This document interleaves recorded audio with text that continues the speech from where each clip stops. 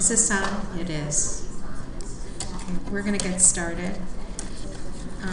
My name is Joan Urschler. I'm the director of the Weissman Center's Early Childhood Program, and I'd like to welcome you to the first seminar of the Early Childhood Seminar Series that is hosted here, and encourage you to come. They're generally the second Tuesday of the month.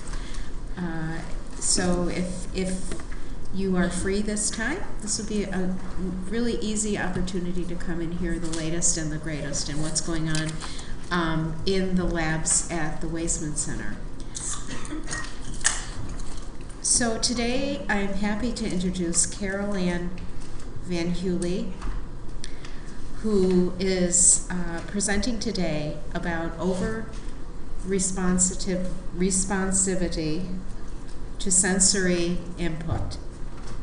That's a big name, and she's going to explain it in detail in typically developing children. So I think that's a very interesting twist. Usually we talk about children who are developing atypically, but there's a little bit of sensory things going on in all of us, and this will give us some insight into that, as well as working with children with special needs. So Carol Ann is currently a scientist in the Weissman Center working in Hill Goldsmith's lab, originally from Minneapolis. She's been in Wisconsin for 10 years and is probably going to be joined here by her entire family because it's such a great place. Here's Carol Ann, and at the end of this, there will be an opportunity for you to ask questions, to comment, to inquire about other areas of study related to her topic of investigation. So we'd like to encourage a two-way dialogue about this topic. But first, Carol Ann is going to present some information that she's been studying. Thank you. Oh, one more thing. Sorry, there's always one more thing. I'm going to pass around a paper where you can write who you are, what your affiliation is, and there will be a place to indicate if you are an early childhood professional and you need documentation of your participation. Just check that and I'll send you a certificate of participation. Thanks. Hi, so there is going to be a little audience participation. And if you do have any questions as I go along, please feel free to stop me. I was preparing for this talk, and I found out after I got here that I wasn't going to have access to presenter view, which was no problem. I could just have my own computer and I'll be advancing slides as I go along. And my computer just spontaneously decided to restart and is now waiting for updates from Windows 10. So there might be a few rough spots as I go along.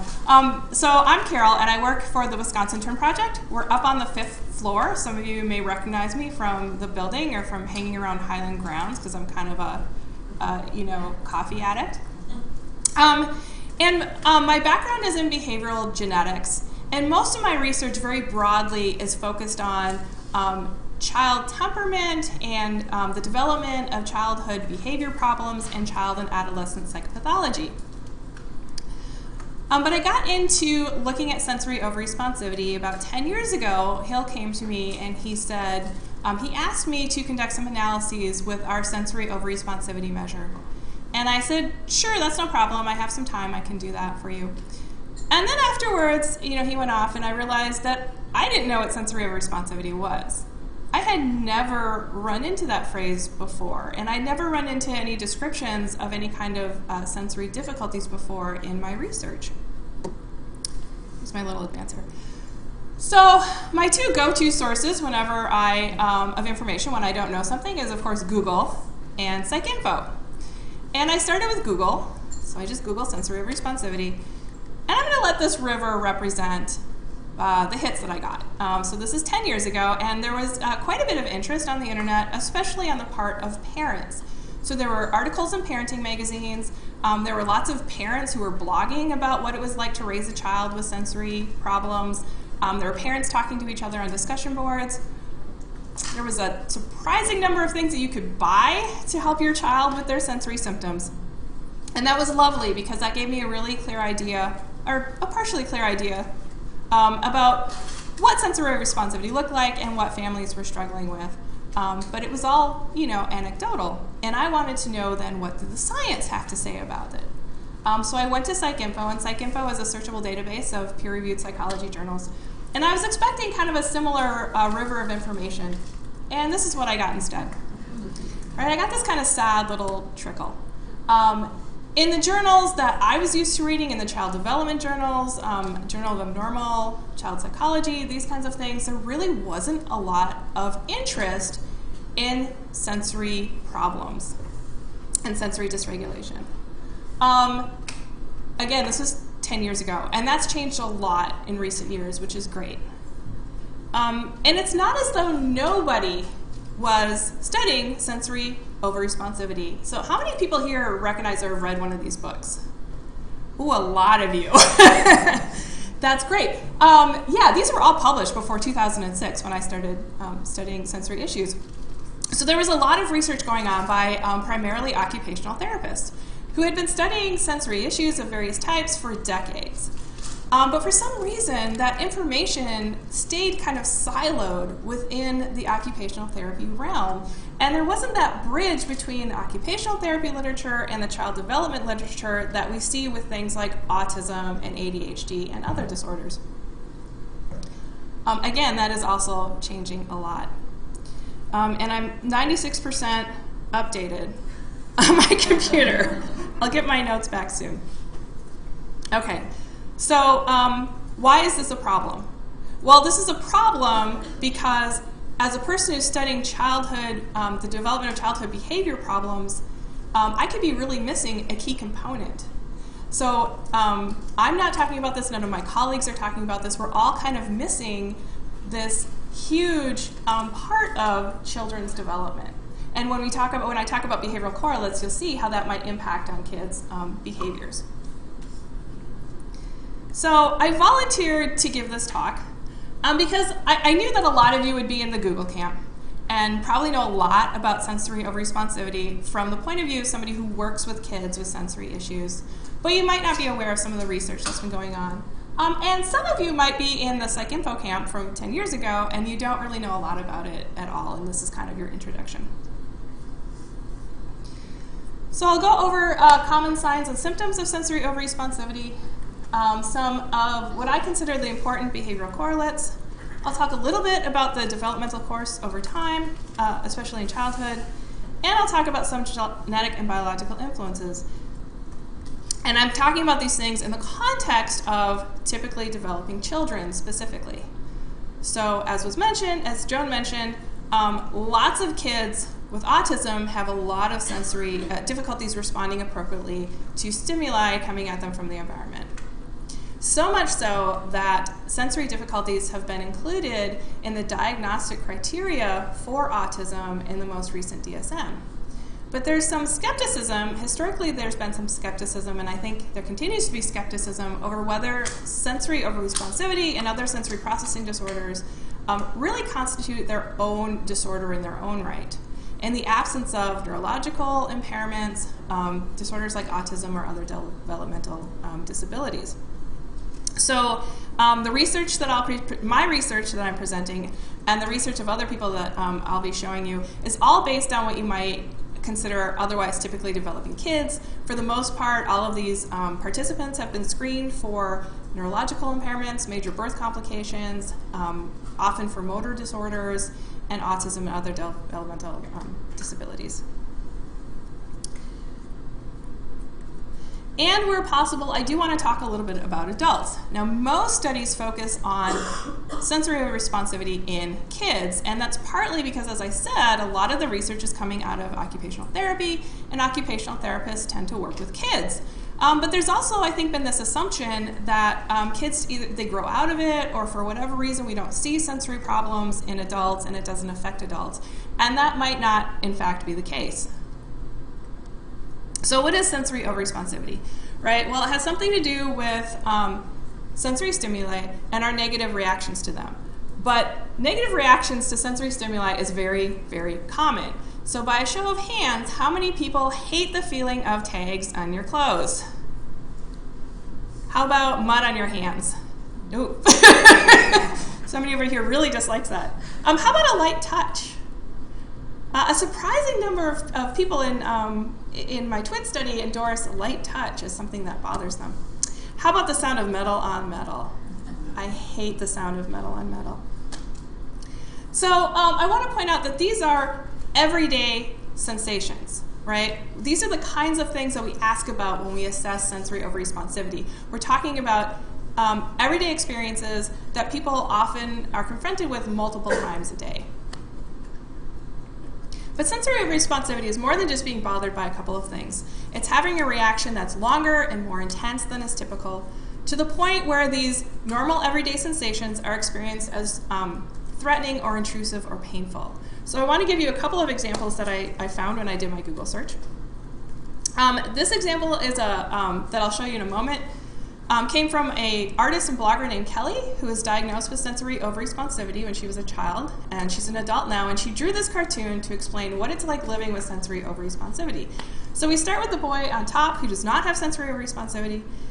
He thinks his jeans are a bit uncomfortable, and then life goes on, and he finds a yummy giant cupcake. Yay! Now this is Kelly in the same situation. Her jeans are a bit uncomfortable, and now that's all she can think about. She draws herself as overwhelmed, as collapsing in on herself, and she can't think about anything else in her environment, and she doesn't even notice the yummy cupcakes, right? So this is a really important component. This is that intrusiveness, where your attention is captured by some kind of sensation to the point where you can't let go of it, and you can't focus on other things going on. This is a quote that I took off the the STAR Foundation for Sensory Processing Disorders. This is how one young girl described having sensory overresponsivity. She says, if a friend tapped you lightly on the shoulder to play, you would flinch like a big lion had attacked from behind. Pretty threatening. And imagine trying to navigate a classroom situation or a playground situation or some other activity when sensations like this are seen as so threatening. Not every person with sensory overresponsivity reacts quite so, extremely. These are some common signs of sensory overresponsivity that I've highlighted here in kids. Often people are overresponsive specifically to tactile or auditory sensations, but some people can have difficulties with taste and smell or brightness as well. So children might cover their ears or cry when they hear a loud noise like a siren or a vacuum cleaner. They might have issues with food. They might have difficulties. They dislike having their hair cut or brushing their teeth. And they may cry or get upset over tags and textures. And these extreme reactions can then lead to all kinds of different behaviors. Withdrawal in some kids, aggression in other kids, irritability, moodiness. And if a child or even an adult is feeling completely overwhelmed, they might have kind of an overall meltdown. And if anybody's here a parent, you know what those overall meltdowns are like. They're pretty horrendous. Let's see. So I do want to point out that sensory overresponsivity is in fact just one type of sensory processing disorder. So some of you here might be more familiar with the sensory-based motor disorders. There's sensory discrimination disorder, where people might not be able to distinguish between different stimuli that's in their environment. Some of you might deal with kids who are sensory under-responsive or sensation-seeking. These are kids who really like kids who like to be squished because they like all that sensation. But in the kinds of typically developing populations that I'm interested in, symptoms of sensory overresponsivity appear to be the most common types of sensory processing disorder symptoms. And that's what we assess in the twin study that I work with, and that's kind of the focus of my research and my talk. Prevalence rates. So prevalence rates in the general population are a little bit hard to come by. Prevalence rates in general are a little hard to come by because there's really no gold standard for assessing sensory processing disorders. There are some observational assessments, but most people rely on questionnaires not only do people use different questionnaires to assess sensory overresponsivity in their studies, but they often use different criteria for determining who does or does not qualify as having a sensory processing disorder. But most people that talk about prevalence rates in the general population cite this study from 2004 by Royanne. And she surveyed parents of 700 kindergartners in a white suburban middle-class area. And she found that 13% of those surveyed met her criteria for having a sensory processing disorder. And that fell to 5% if she considered the non-responders as not having any disorder at all. Stacey Reynolds, in a spectacular case of replicability, she actually used the exact same questionnaire and the exact same cutoff criteria, but she surveyed parents of kids attending a preschool Head Start program. So they were a low-income sample, a mostly minority sample, and in this case, 35% of kids met criteria for having a sensory processing disorder. 17%, if you considered non-responders, is not having a disorder. Either way, these kids in the preschool Head Start program have a prevalence rate that's 3 times higher than the group in the white suburban sample. Ayelet Ben Sasson had parents complete a sensory overresponsivity checklist for kids who were about 7 to 11 years old. And she identified kids who had elevated symptoms of sensory overresponsivity that she called at risk, and found that 16% of her sample fell in that elevated risk range. We used the same sensory overresponsivity checklist and had parents of twins at around age 7 to 8 complete it, and we found that 20% met our criteria for being the elevated risk range. And then Batya Engel had adults fill out an adult sensory profile, and 24 to 26% of her sample, these are adults ages 20 to 60, and 24 to 26% of them fell into an elevated risk category. Now, these are very high prevalence rates. Yes? Can I ask a question now? Yeah. Who filled out the questionnaires? Who did the rating? It was parents in all but the last study. In the last study, it was people filling it out for themselves. Thank you. So these are high prevalence rates compared to other common childhood behavior problems and childhood disorders. So, which, first of all, speaks to the fact that we all endorse some symptoms of overresponsivity, right? As I said, as we showed here, we all find some things that we don't like.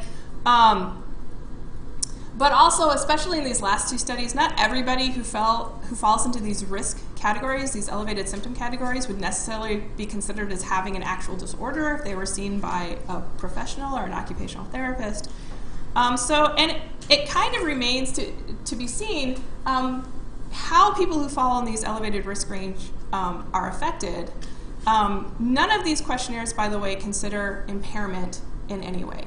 There are no questions about how the family is affected or how the child's activities are affected. Well, maybe a little bit, but for the most case, there's not really a lot of impairment involved. So let's talk about how people function who are in these elevated risk ranges, right? As I mentioned, there's been an explosion of studies involving sensory processing disorders in general and sensory overresponsivity in particular. People have looked at sensory overresponsivity and its connection to sleep quality, play behavior, chemical sensitivities. I found a study of sensory overresponsivity in kids with cochlear implants, a study of gifted children. But a lot of those are kind of really recent and really one-off studies. And there's been no follow-up. What I want to focus in are a couple of studies of daily life, daily living activities, as well as a few studies on temperament and childhood behavior problems, because those are the areas that I'm interested in, and also because those are studies where we actually find some replication and some convergence across multiple studies. So let's start with daily living activities. So I mentioned some of the common signs and symptoms are having, not wanting to have your hair brushed, having difficulty when there's noise, screaming and crying when you have to wear something that's got tags on it that's bothering you.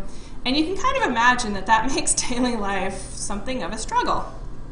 So Tammy Barchalita asked parents to fill out this daily activities questionnaire where she asked parents about children's routines, play behavior, academic activities, and other kind of daily self-care activities. And then she created a score on performance, enjoyment, and frequency of engagement across these different types of activities. So what you're seeing here is ooh, that's very purple looking. It's pink on my screen. So, so this is just showing, these bars are just the average score on these different variables for kids with sensory overresponsivity shown in purple, and kids without sensory overresponsivity shown in green. And you can see that the kids, as a group, the kids with sensory overresponsivity are not performing as well, not enjoying activities as much, and not engaging in them as frequently. These are the correlations between the symptoms of sensory overresponsivity and these three variables.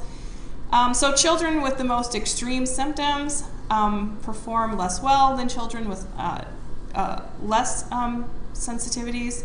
They enjoy activities less and they engage in them less. But the correlation between frequency is much lower than with the other two variables. And that really makes a lot of sense because if you're struggling with sensory overresponsivity difficulties, you might not perform your tasks very well, you might not enjoy them very much, but since you're a child and these kids were 6 to 10, you have to engage in them, right? You don't get out of brushing your teeth or your hair or whatever. Although clearly they try. Ayelet Ben Sasson also asked parents to complete this measure of adaptive behaviors, and this was a questionnaire that they developed for this particular study. So they looked at child affiliation, problem solving, flexibility, and I assume they mean flexibility to changes in schedule, although they weren't totally clear on that in their paper, and empathic concern. And like the previous study, across the board, children with sensory overresponsivity, and these are children who are considered at risk for sensory overresponsivity, are scoring lower than children without sensory overresponsivity. And here are the correlations between the symptoms of sensory overresponsivity and these 4 variables.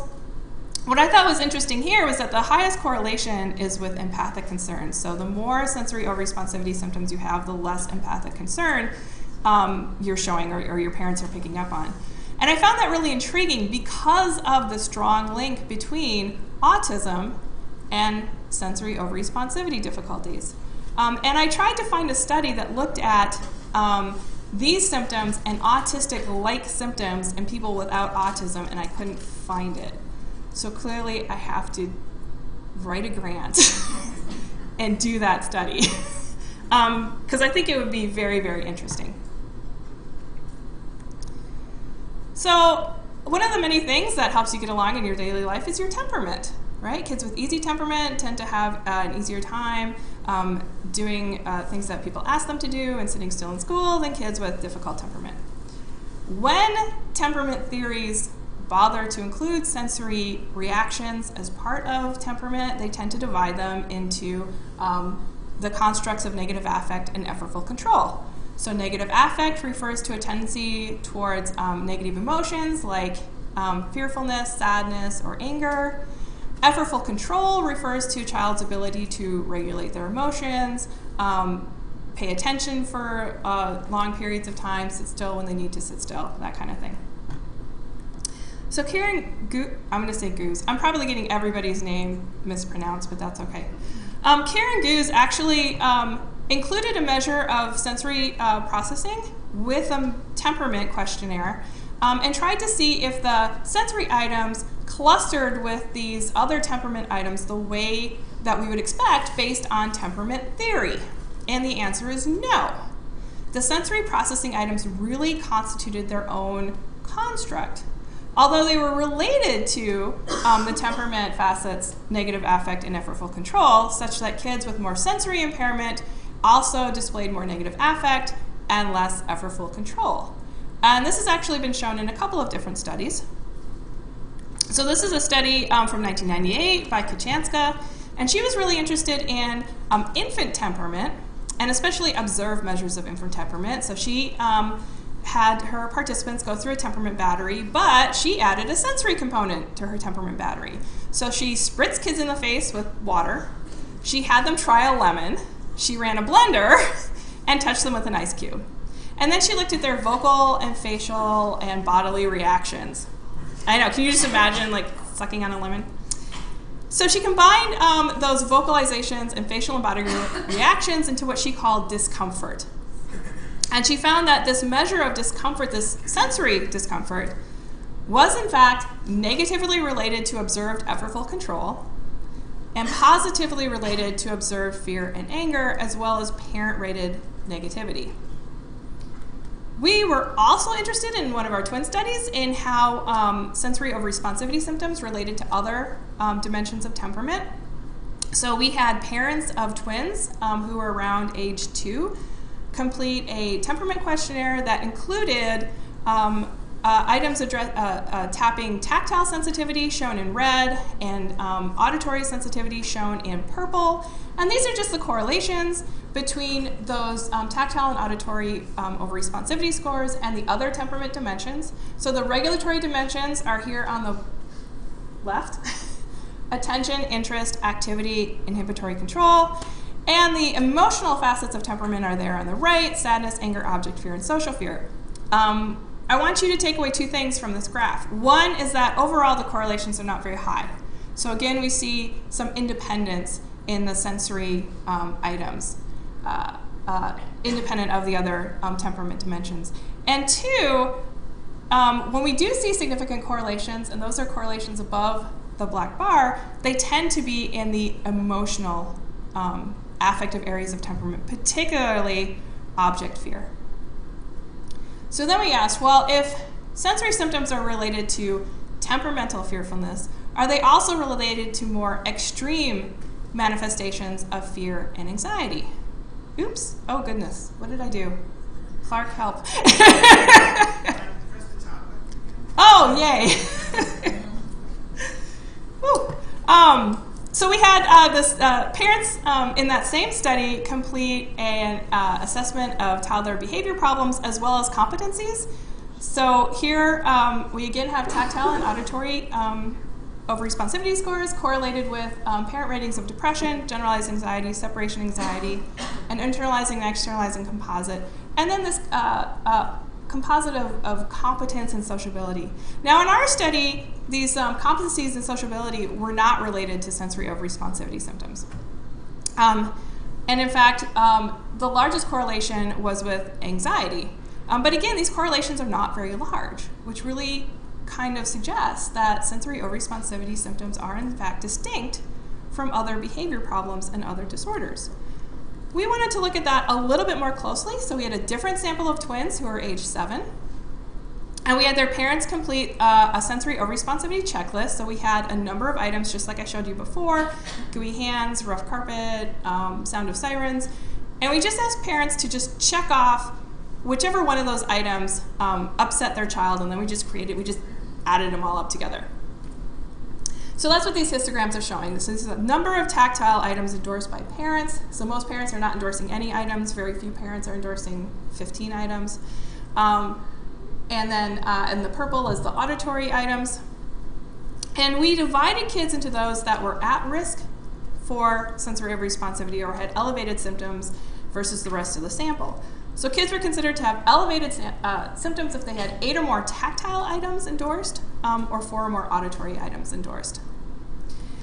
Parents also completed a diagnostic interview for their children that included modules that covered the basic childhood behavior problems, generalized anxiety, separation anxiety, phobias, attention deficit hyperactivity disorder, depression, etc.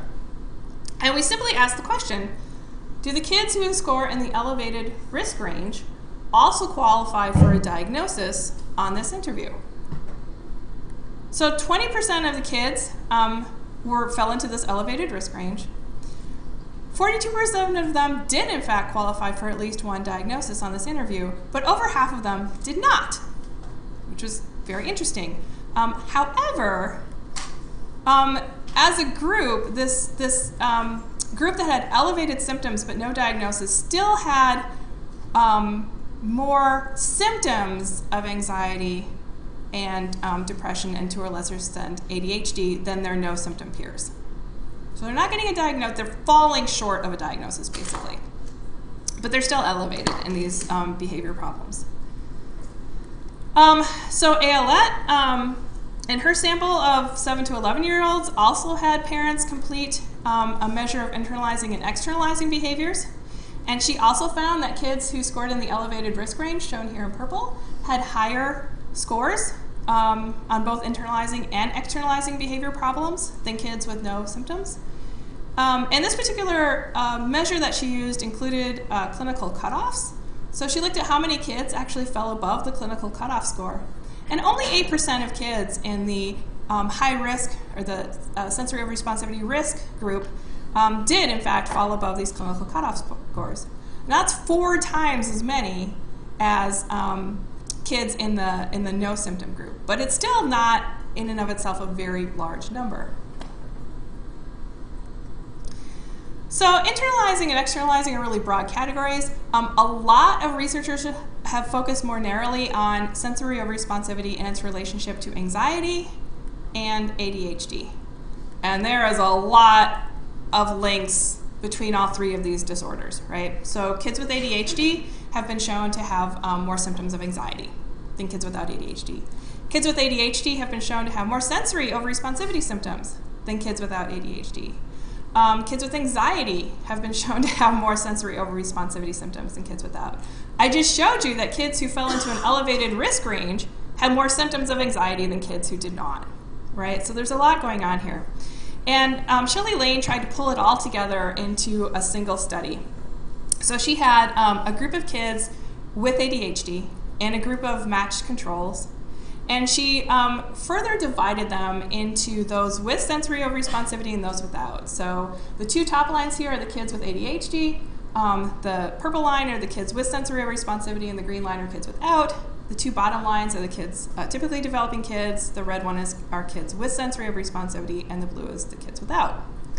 Now, if you just focus on the 2 top lines, the kids with ADHD are reporting more physical symptoms of anxiety, more worries, and more social anxiety than the typically developing kids. But within each of those groups, the kids with sensory overresponsivity are reporting more anxiety than the kids without. So, and the kids with ADHD and sensory overresponsivity are reporting the most anxiety. Now, one problem with trying to kind of figure out how all these things are related is that they have a lot of behaviors in common. So they're all characterized by troubles with attention, moodiness, aggression, irritability, and other behaviors. And figuring out what causes what can just be very tricky in general. So let's focus on sensory responsivity and anxiety. So it's possible that if children are experiencing sensory symptoms, especially if they're young, they might have difficulty figuring out what it is in the environment that's triggering them.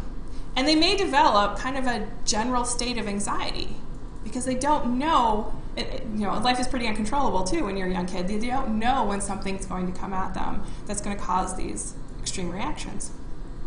On the other hand, we know that people with anxiety are hypervigilant to the environment. We've all experienced that. We've all watched a scary movie and suddenly every noise in the house is really, really loud. And it's possible that hypervigilance actually puts people at risk for developing these overreactions to sensory experiences. Or maybe there's some other third variable that's contributing to both things. And right now, I don't think we know enough about the development of sensory responsivity in general to really tease these things apart. That's still very much an open question. And I will just leave you with that.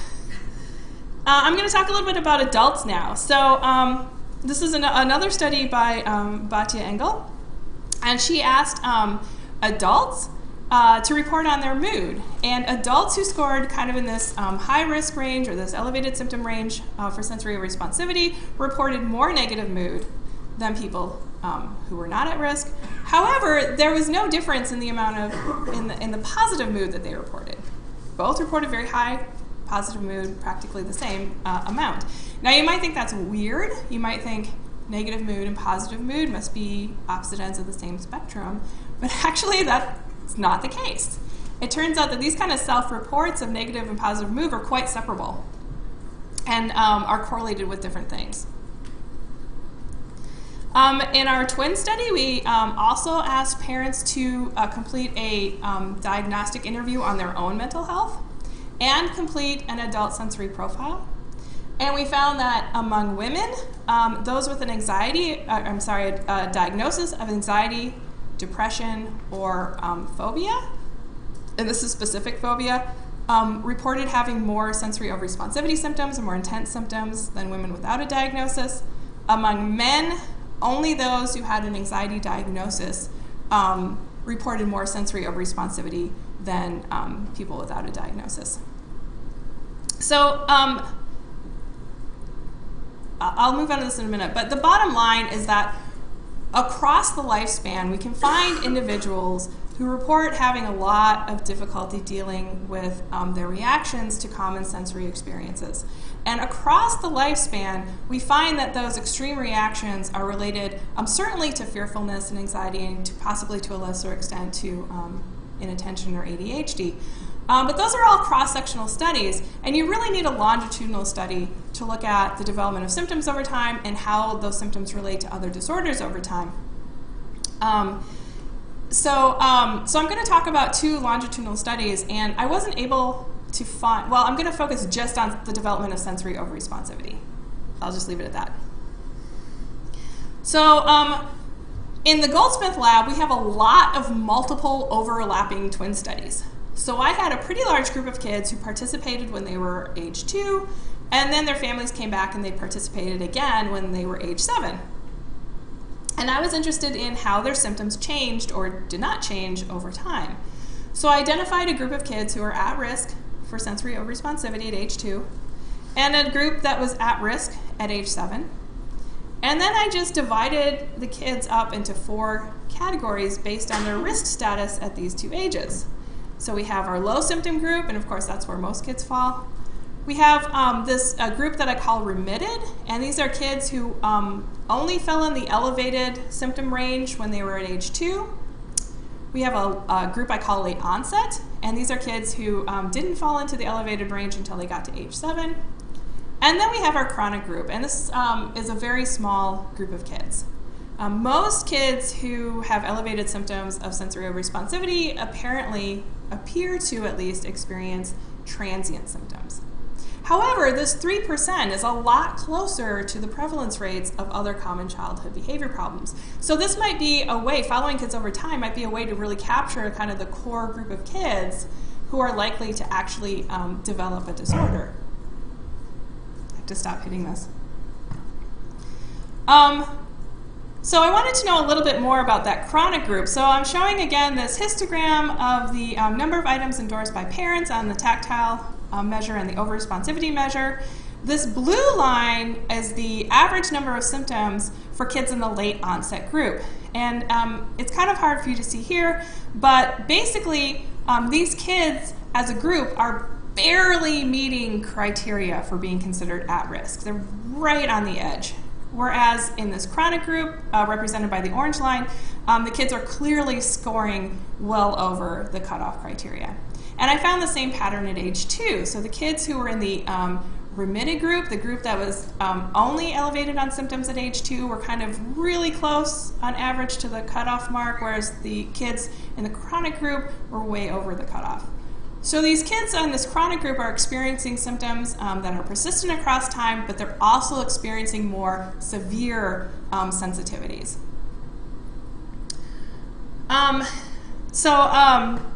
This is the other other longitudinal study. It was very similar to ours. In this study, the researchers assessed kids at ages 1, 2, and 3, and then came back and assessed them again between the ages of 7 and 11. And they used a similar measure in the infancy and toddlerhood that we did, and similar criteria. They used the same measure at the later age, the sensory overresponsivity checklist. And they identified kids as being in the risk range if they scored in the top 10%. And they presented data separately for ages 1, 2, and 3. They didn't combine them. And then 16% of their kids were identified as at risk at this later age range. And I created the same groups, and the percentage of kids falling into each of these groups is nearly identical across these two studies. And the range depends on whether I compared the age 1 and 7 or 2 and 7 or 3 and 7. But you see most kids are, symptoms are somewhat transient, and there's a very small number of kids in this chronic group. So one thing that Ayelet did is she looked at the kids who were in the late, who met criteria for being considered at risk at the later age, and she looked back at their parent ratings of sensory sensitivity at ages 1, 2, and 3. And those are the kids in this top line.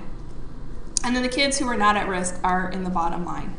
And basically what this says is that even though these kids aren't in the risk range at age 2, they're already showing elevated symptoms of sensory sensitivity compared to their peers. They're already starting to pull away and start on this kind of upward trajectory of developing more intense symptoms of sensory overresponsivity. We found something similar.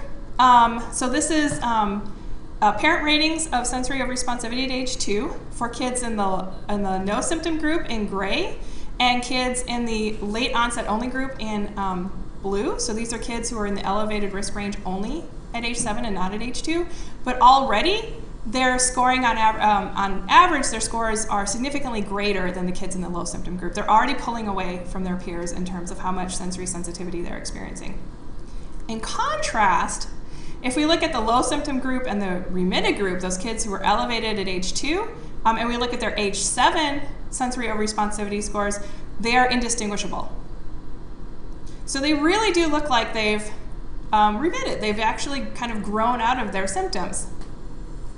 But I have one caveat to that story. So I've showed this like 3 times now, I think. This is the histogram of parent ratings at age 7 on the sensory overresponsivity checklist for kids in our twin sample. We did another wave of data collection at age 14. And at this age, we asked kids to report on their own sensory overresponsivity, right? So keep that in mind. This is what kids look like reporting on themselves. They report a lot more symptoms. They endorse a lot more symptoms. There's a couple of ways we can explain this. For one, teenagers might just have a lower threshold for endorsing symptoms than adults do. That's certainly a possibility. It's possible that, like many other internalizing disorders, what kids are saying and doing is not reflecting what they are feeling. And it's also possible, and this is purely speculation, I don't have any data for this yet, it's possible that kids who experience these negative sensory reactions, especially if they start out experiencing them early in their life, actually are developing coping skills so that they don't engage in the kinds of overt behavior that we associate with sensory responsivity. They're not aggressive, they're not irritable, they're not moody, because they've learned to deal with it. And yes? Did you have the adults do the same thing? No, we did not, unfortunately, so we couldn't do a direct comparison. I just lost what I was going to say. It's all right. Yeah, so eventually my goal is to put all these waves of data collection together and, kind of see how people change over time and whether or not, those kids who are elevated at age 2 but not at age 7, how do they report on themselves at age 14? Are they still showing a lot of symptoms when they get to talk about how they feel for themselves? So now I'll talk a little bit about some of the genetic and biological, I'll go through this a little quickly, on sensory responsivity. And actually, I'm going to skip this part because I find this part more interesting. So I'm going to go over a couple of different studies in different parts of the nervous system and how they relate to sensory overresponsivity items or sensory processing disorder. So this is a study out of Elise Marco's lab. She's in San Francisco. And her lab was interested in white matter integrity in children with and without sensory processing disorders. So they had a group of boys with sensory processing disorder and boys without. And they found that kids with sensory processing disorder had lower white matter integrity in the corpus callosum, and that's under A, and in regions of the thalamus under B. White matter are those fiber bundles that connect the different parts of the brain and pass information to different parts of the brain. So if there's less white matter integrity, it's assumed that there's less coordination between whichever two parts of the, or various parts of the brain are being connected by those fiber bundles. So the corpus callosum is that big fiber bundle that connects our two halves of the hemisphere. I think everybody's familiar with that. The thalamus is the more interesting piece. The thalamus is sort of our sensory integrating center. And this part of the thalamus sends projections to the nucleus accumbens, which is associated, it does something with associated learning. So it kind of makes sense that in kids with sensory responsivity, there's not a lot of coordination between these two areas, this learning area and the sensor integrating center. We also see this on a dimensional level, so this is kind of hard to read, but typically developing kids are shown in the red dots. Kids with sensory processing disorder are in blue dots, and then across the bottom of the graph is a measure of white matter integrity, and then on the side is, in this case, auditory overresponsivity. So the kids in blue have both more auditory symptoms and less white matter integrity than the kids in red, but within each of those groups, those kids with less white matter integrity are also having more symptoms of auditory overresponsivity. This is an older study of electrodermal responses. So electrodermal response is it's a measure of skin conductance, and changes in skin conductance can occur when something is perceived as threatening, and it might be a reflection of defensive feelings. So what the researchers did here was they recorded electrodermal responses during a sensory challenge protocol. So kids were presented with 5 stimuli for the 5 senses on 8 different trials. So they smelled wintergreen oil. The researchers turned on a strobe light for a brief amount of time, or they played the sound of a fire engine. And what this graph is showing is the proportion of sensations to which the kids showed a response. So on the first trial, most kids are showing a response to almost all of the sensations, right? But there's a big drop-off across trials, because the 5th time you hear a fire engine, you're not that interested anymore. It's not threatening, it's not intrusive, it's not whatever. In this sample, they had half kids with sensory overresponsivity and half without. And the kids with sensory overresponsivity are that top line, and the kids without are the bottom line. So the kids, they're both showing a drop-off in responses, but the drop-off is much steeper for kids in the typically developing group than the group with sensory overresponsivity, which suggests that these kids are not habituating to sensations as quickly or as well as kids without sensory overresponsivity. And the last study I'll show is this recent study of parasympathetic nervous system activity. Our sympathetic nervous system is our fight or flight response, and our parasympathetic nervous system is the system that calms us back down and brings us back to homeostasis. So these researchers, again, they presented a group of kids with and without sensory overresponsivity with a sensory challenge protocol. And they measured this parasympathetic nervous system activity in the form of vagal tone, which has something to do with your heart rate, during the sensory challenge protocol. They subdivided their kids with sensory overresponsivity into those who were the most severe, and then they had a moderate and a borderline group, as well as this typically developing group in blue. The takeaway here is that the kids' pattern of responding overall is roughly the same in all these 3 groups, but the groups with the most severe sensory overresponsivity start out low and they stay low. They never catch up to the kids in the other 3 groups, which means they're just sort of existing in a more excitable state all the time than kids in the typically developing group or kids with less severe sensory overresponsivity symptoms. My point here is that sensory overresponsivity and sensory processing disorders appear to be characterized by a lack of regulation and coordination across the entire nervous system. So this is just a taste of all the research that's out there.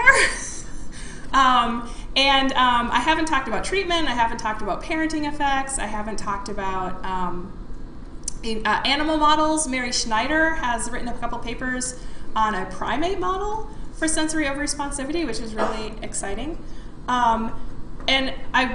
If anybody wants to talk more about this, I would love to do so. If you want to email me, as I said, I was a coffee addict. If you offer me coffee, I will come down and sit with you and talk with you.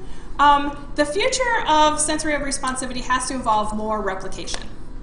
We need more longitudinal studies. We desperately need more longitudinal studies. We need more studies that include measures of biological regulation.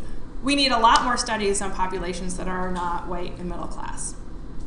And we need to catch up to the public. Even though there's a lot more research interest in sensory overresponsivity, it is far outstripped by the public interest in sensory overresponsivity. Part of that is driven by a greater awareness of sensory issues in kids with autism, but not all of it. Educators are really interested in this topic, and schools are, I went to my son's school and tons of kids had those noise canceling headphones on. They're putting in sensory rooms for kids. Dollywood is putting in a sensory safe room for children. And it's targeted to children with autism, but I've been to Dollywood and I could have used that sensory safe room. So we need our science to catch up to what the public is interested in, and we need to give the public really good quality findings. Lucy Miller at the STAR Institute put together a research working group, and a lot of the researchers whose work I presented are part of that working group. Hill's part of it, and that's how I became involved. My research and the research of some of the other people that I presented on was funded in part by the Wallace Research Foundation. The twin studies were collected by the Goldsmith Lab with funds from NIH, so I owe all of them a thank you, and I owe all of you a big thank you for coming and listening. Any questions? Yes? I'm just wondering, are they doing any looking at kind of the effects of trauma and chronic stress and how that impacts sensory oversensitivity? Yeah, there are some people looking at like PTSD and sensory issues, although I'm not familiar with that work very much, and I think it's kind of in its infancy. Anything else? So in any of your longitudinal studies, as you're identifying the different kinds of groups, have you been able to link any of those groups to functional outcomes? No, but what we have a measure of, I'll do that politician thing of answering a totally different question. We have a measure of impairment that we asked parents to complete. So we ask them if we give them a general behavior questionnaire, and at that we ask them, does your child's behavior inhibit their activities in any way? Do they inhibit the family activities in any way? And I haven't looked at that in relation to the different groups, the different trajectory groups, but I have looked at it in relation to kids who have a diagnosis on an anxiety diagnosis, disorder diagnosis, or an externalizing disorder diagnosis, and are elevated for sensory overresponsivity symptoms. And those kids get much, much higher scores on the family impairment and self-impairment scale than kids in either group alone. Yeah. Oh, yeah. How about for parenting stress? I haven't looked at parenting stress yet. That's a really good question, and I'm writing a paper right now that looks at parent transmission of sensory overresponsivity on offspring, and I kind of note that one of my limitations is that I'm not able to kind of look at it the other way and determine if it's really the kids' constant meltdowns that is causing parent problems. James? Yeah, we have that data. And you've already convinced me to look at over-responsivity. So I'm already persuaded. Awesome. My question has to do with the measurement. Yeah. A lot of the studies that you cited were self-reports by the parent. Yep. And then you had a study, I think it was Kachanska's study, that used actual taste and auditory stimulation to assess the extent to which that child is actually over-responsive to it. So in terms of the research that you presented and sort of where you think it's going towards, how do you think the various types of measurement models could findings as far as co-occurrence with other disorders, impairments, and things like that. Because I'm wondering whether those self-reports by the parents are really actually tapping into how the kids are feeling, because that's really a very personal sort of thing to assess. Yeah, so the trade-offs between an observational measure and self-report is pretty much the same across all different types of assessment, right? So you might have a kid who's just not feeling great one day and is just constantly bugged by everything, right? You bring them into the lab and they score really high on measures because they're just cranky. And then you ask the parent, oh, are they bothered by tags on clothes? And the parent's like, no, except for today. There's also, we tried to do a study with the sensory challenge protocol, and we actually had a really hard time getting a response out of kids. So I think that you have to be really careful about what kind of sensory measure you're using. Lucy Miller and her colleague Sarah Schoen are trying really hard to develop a protocol that is standardized a little bit more than they have been in the past, so that it can be used reliably elicit a response in kids with sensory overresponsivity, as well as be applied in a more standardized fashion across labs. Yeah? I was wondering, just as a follow-up to James's question, because I think this is really interesting,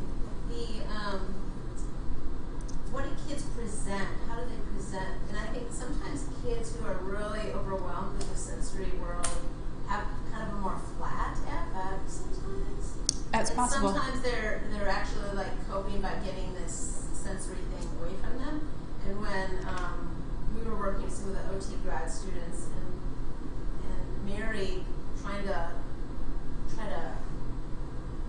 extract some of these examples in our 7-year-olds, surprisingly the most sensory impaired people had that more flat affect. And I wonder if that's part of the complication of scoring these things. Yeah, and I think that's why we're seeing more symptoms when the kids report on themselves than their parents are reporting, because the parents are just maybe not quite seeing it. So that's a good thing to explore. John? Has this sensory responsibility studied in different comparing contexts? So school. Yeah, there is a couple of studies that specifically have a school measure, or even do, I think they had teachers fill out a questionnaire and looked at school versus home. I don't remember the results of that study, but some people are definitely looking at the context and whether that matters. I think it could relate to the issue of preschool and school expulsion. Yeah. There's a difference in rating if teachers will rate children as more students overloaded. Right. And the books that I showed you in earlier, right? I kind of flipped through a few of them, and they're all at the time there was a real push to try to get people to see the root of kids' behavior problems, right? To not just say this kid is bad, or we can't have him in our classroom, but actually find out what's going on. And really pushing, like looking at sensory issues as a reason why the kid might be misbehaving instead of just kicking them out. And so I think that's a good thing. And as I said, a lot of schools are starting to put in sensory rooms and stuff like that to try to help kids rather than just sort of writing them off.